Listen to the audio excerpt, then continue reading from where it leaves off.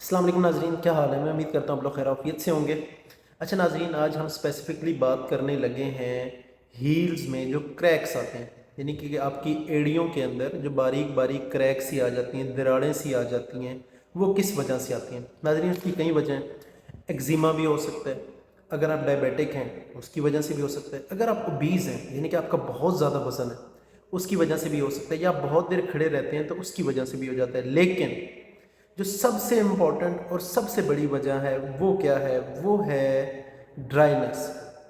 जिस टाइम आपकी स्किन ज़्यादा खुश्क हो जाती है, नमी की मॉइस्चर की कमी होती है, तो उसकी वजह से ये स्किन ड्राई होती है। तो नाज़रीन, मैं आज आपको बताऊंगा कि जो मोस्ट ऑफ द केसेस, जो 95% केसेस, जो प्लस केसेस हैं, वो इसी वजह से होते हैं कि उनकी स्किन की जो ड्राइनेस है उस वजह से ये उनकी हील्स में, एड़ियों में क्रैक आ जाते हैं। अच्छा नाज़रीन, अब ये तो पता लग गया कि इसकी वजह क्या है।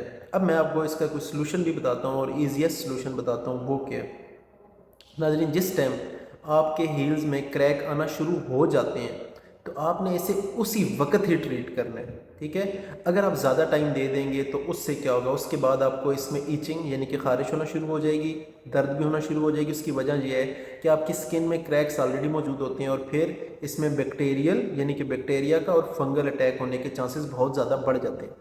पहला हल जो हर घर में तकरीबन मौजूद होता है वो क्या है, वो है जी कोकोनट ऑयल। कोकोनट ऑयल यानी कि नारियल का तेल। नारियल का तेल एंटीबैक्टीरियल भी है और एंटीवायरल भी है और एंटी फंगल भी है। अगर आप वो लगाते हैं तो आपने क्या करना है, पहले मैं आपको ये बताता हूँ फिर आपको बताता हूँ कि आपने लगाना कैसे। तो आप ये भी यूज़ कर सकते हैं। अगर आपके घर वेजलीन पड़ी है, ठीक है, अगर सिंपली आपके घर वेजलीन पड़ी है तो आप वो भी लगा सकते हैं। तीसरी चीज़ वो क्या है, अगर ये नहीं है या आप थोड़ा सा एक्सपेंस बियर करना चाहते हैं यानी कि थोड़ा खर्चा कर सकते हैं, तो फिर मैं आपको बताता हूँ आपने क्या करना है कि 4 टेबल स्पून आपने ग्लाइसिन ले लेनी है, ठीक हो गया। 2 टेबल स्पून आपने उसमें रोज़ वाटर डाल लेना है और 2 ही टेबल स्पून आपने लेमन जूस डाल लेना है और इसे मिक्स करके आपने क्रीम की शेप दे लेनी है। अच्छा नाज़रीन, ये जो मैंने कहा कि आप वेज़लीन अप्लाई कर सकते हैं, तो मेरा स्पेसिफिकली कहने का मतलब है कि आप वेज़लीन की पेट्रोलियम जेली अप्लाई कर सकते हैं। ये जो मैंने आपको 3-4 चीज़ें बताई हैं, ज़रूरी नहीं कि ये वेज़लीन कंपनी की हो, किसी कंपनी की भी आप पेट्रोलियम जेली वो अप्लाई कर सकते हैं। नाज़रीन, पहली क्या चीज़ थी, कोकोनट ऑयल। तो वो भी एंटी बैक्टीरियल भी है और एंटी फंगल भी है।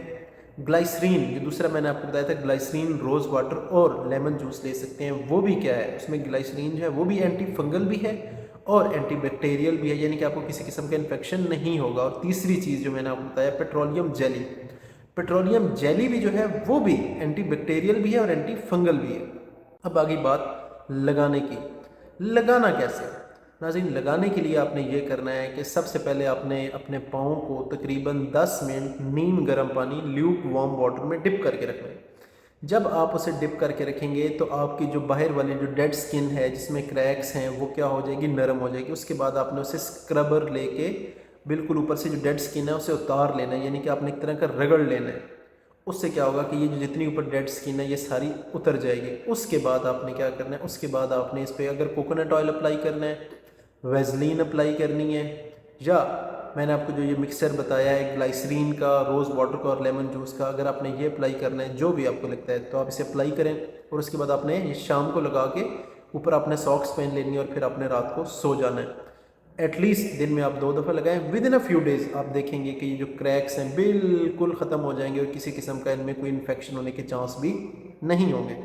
मैं उम्मीद करता हूँ आज का सेशन आपके लिए फ़ायदेमंद रहा होगा। नाज़रीन, किसी किस्म का कोई सवाल हो तो आप कमेंट बॉक्स में पूछ सकते हैं। अपने होस्ट समर को अंदर को इजाज़त दें। अल्लाह हाफिज़।